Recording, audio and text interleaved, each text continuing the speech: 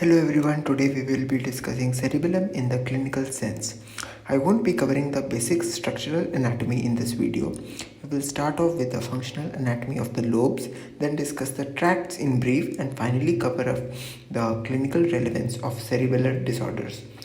The cerebellum is divided into three lobes functionally. There is the cerebrocerebellum that is present laterally, the spinocerebellum present in the vermis and adjoining regions called the intermediate zone, and lastly the vestibulocerebellum which is present in the flocculonodular lobe.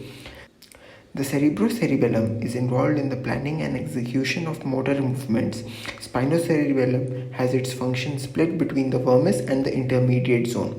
The vermis coordinates the movements of the central part of the body, the head, the trunk, and the proximal limbs. You can remember this by the fact that vermis is present medially, so it controls the medial part of the body.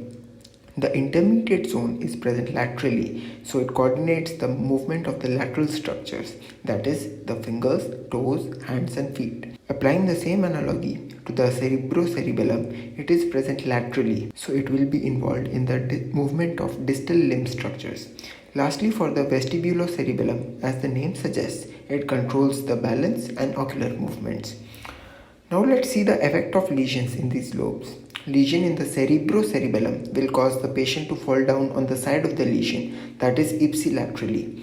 The patient will be unable to do antagonistic movements repeatedly due to impaired planning. For example, he or she won't be able to supinate and pronate the arm in a repeated fashion. This property is known as dysdiadochokinesis. The patient will also have dysmetria. It is simply the inability to plan the speed, power, and distance of movement. For example, if they want to touch your nose, they will slap your cheek, which would involve impaired planning of the speed and distance of the movement desired. Intention tremors are characteristic of cerebral lesions. Remember that in Parkinson's you saw resting tremors. Lastly, the cerebrocerebellum is also involved in some minor functions which include language and learning. So the person can also have scanning speech, which is also called ataxic dysarthria. Scanning speech is described as the slow monotonous speech with pauses in between. See what I did there? Moving on to the spinocerebellum lesions. If the vermis is involved, you will see truncal ataxia. Remember that vermis control the motor movements of the medial structures. Then you will also see gait ataxia because of the involvement of the proximal lower limbs, that is the thighs. In some cases, you will also see the tilting of the head. If the intermediate zone is involved, the ipsilateral distal limb structures will be affected. You will see symptoms similar to those of cerebrocerebellum, dysdiadochokinesis, dysmetria, intention tremor, etc. Lastly, for the vestibulocerebellum, if the balance is impaired, you will see vertigo, and if ocular movements are affected, nystagmus will be seen. We will briefly discuss the tracts, then finally move on to the clinical correlations. The afferent tracts are excitatory and travel to the cerebellum via the climbing and mossy fibers.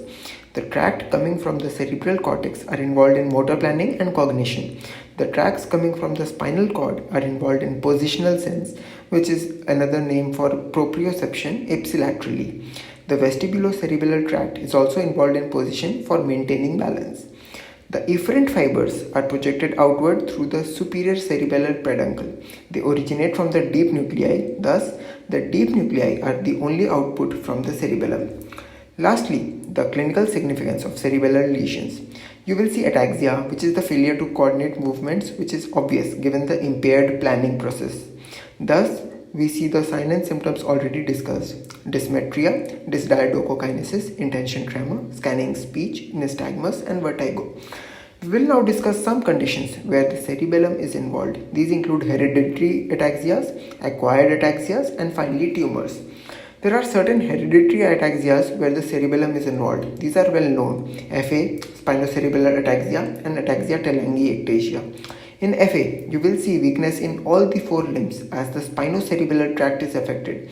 You will also see wide-based gait with frequent falls. As you can see, these are all characteristic of cerebellar lesions.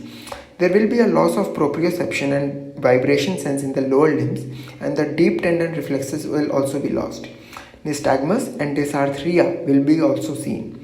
SCA will also have the symptoms of cerebellar ataxia. Moving on to ataxia telangiectasia, the involvement of the cerebellum will present with gait ataxia, while the rest of the symptoms will be due to the mutation of the ATM gene. Then we have some acquired ataxias as well: MS, stroke, vitamin B12 deficiency, and Wilson disease. MS has the Charcot triad due to cerebellar involvement. It is important to remember that this triad consists of scanning speech, nystagmus, and intention tremors. As we have already discussed, these are suggestive of a cerebellar lesion. In case of a cerebellar stroke, you will see ataxia, nystagmus, and scanning speech. If the cerebellar hemispheres are involved, you will also see signs like ipsilateral limb ataxia and intention tremors. If the vermis is involved, you will see truncal ataxia, gait ataxia with nystagmus. It is to be noted that you will not see any hemiparesis in a cerebellar stroke. Hemiparesis is the weakness of any limb. Vitamin B12 deficiency causes subacute combined degeneration. In this, the spinocerebellar tract and other tracts are involved, so you will see gait ataxia and signs of UMN lesions. Wilson disease also has some neurological signs suggestive of cerebellar involvement. You will see dysarthria, dystonia, and tremors in the hands, which are described as wing beating tremors. In Chiari malformations, the cerebellum is displaced through the foramen magnum, and thus you will see signs like dysarthria and nystagmus. Last of all, we have tumors. It's obvious you will get to see cerebellar signs. So what I am going to do is list the tumors, and then you can correlate the signs we have already discussed with these tumors: cerebellar medulloblastoma, pilocytic astrocytoma, and hemangioblastoma. These are some tumors which have cerebellar involvement. This brings us to the end of this video. If you like the content, be sure to hit the like button and don't forget to subscribe. See you in the next one.